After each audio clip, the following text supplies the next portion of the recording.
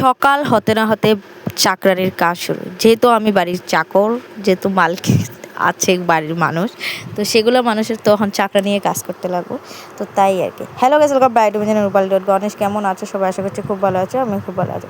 সবাইকে good morning. 10টা-11টার মতন ভাজি। তো তাই সকাল সকাল আমি বিছনাটা এখানে তুলে আর কি, আমার বড়মশাইও আছে বাড়িতে, যেহেতু আজকে তুষক তাষক এগুলো সবগুলো রোদ্রে দিয়ে তারপরে কাপড় চোপড় কয়েকটা গুছিয়ে তারপরে চলে আসলাম এদিকে। মানে রান্নাঘরের হালতটা এতটাই খারাপ বলতে, মানে এই যে একসময় কিন্তু আমাদের ঘরে বালিশ ছিল না ঘুমানোর জন্য। বিয়ের পরে অনেকটা কষ্ট করে আমি এই কাপড়ের বালিশ, কাপড়ও ছিল না সেইভাবে, কাপড় টাপড় ছিল না, তো বালিশ টালিশ কীভাবে বানাবো।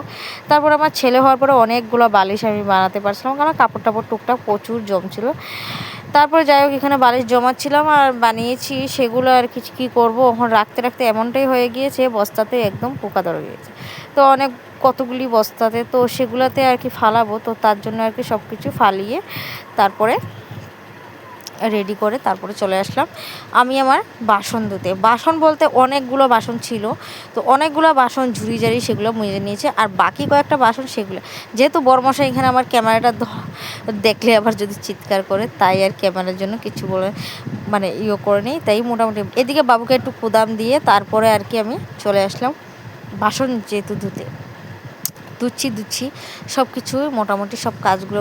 আজকে যেহেতু প্রচুর রৌদ্র উঠেছে, মানে 47 থেকে 48 ডিগ্রি গরম, এতটাই রৌদ্র তাপমাত্রা দেখতেই বুঝছো। আমার মাথাতে কিন্তু প্রচুর যন্ত্রণা, কিন্তু সংসারের কাজগুলো তো আর বলে তো আর কাউকে বলতে পারবো না যে আমার সংসারের কাজগুলো করে নাও। তো বাবু যেহেতু এসে আমাকে গল্প করলো, তারপরে এই জায়গাটা একটু গুছালাম, যেহেতু আমার সংসারের যাবতীয় জিনিসপত্র। একদিন কিন্তু এই বাসনগুলো ছিল না, সেগুলো আমি গুছালাম।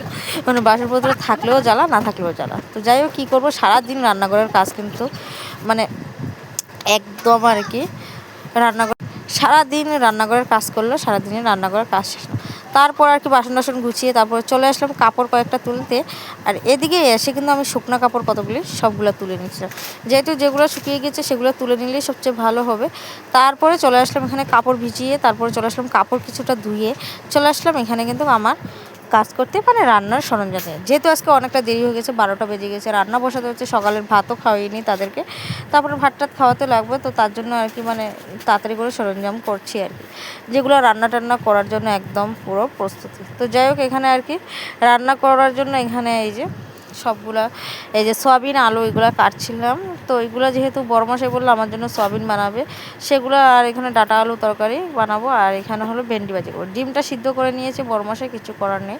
তো সেগুলো আর কি, যেহেতু ভেন্ডি ভাজি করতে লাগবে, তো সেগুলোর জন্য আর কি করলাম, ভেন্ডিটা একটু চুলাতে আঁচ কমাইয়ে ভাজিটা বসিয়ে তারপরে আমি যেগুলো ঠান্ডা ভাত ছিল, এত সময় থেকে ঠান্ডা ভাতটি আমার মনে থাকলে কিন্তু আমি ঠিক আমি তাদেরকে এত তাড়াতাড়ি ভাত করে দিই, 10টা মিনিট। আমি ভাবছিলাম ভাত নেই, এই কারণে আর অনেকটা লেট হয়ে গেলো। তারপরে ভেন্ডি ভাজি হওয়ার পর নিরামিষ সবজিটা বসিয়ে তারপরে চলে আসলাম অন্য কাজে বলতে ওই যে ডিম ছুলানি, এইখানে সয়াবিনের তরকারি মশলা মশলিগুলো কেটে ধুয়ে এগুলো পরিষ্কার করে যাই হোক পরিষ্কার রাখতে লাগবে আর কি। তো আমি কী করবো, কিছু করার নেই, রান্না বাড়াটা অনেকটা বড় একটা জিনিস। তো যাই হোক, আমার এখানে ডিমটি করার পর এখানে বাসনপত্র যেগুলো পরিষ্কার করে সব কিছু করে তারপরে এখানে এই যে সব মানে লবণটা দিয়ে দিলাম। লবণটা না দিলে ভালো লাগবে না, তরকারির স্বাদের মাত্রা হলে লবণ। তারপরে ঘরের কাজ করে তারপরে এই যে চলে আসলাম, এই যে ঘরটা ঝাড় দিচ্ছিলাম। ঘরটা পরিষ্কার করাটাই আমার সবচেয়ে বড় কাজ। তারপরে আর কি বাসন টাসন ধুয়ে, ভিডিওটা কেমন লাগলো, ভালো লাগলে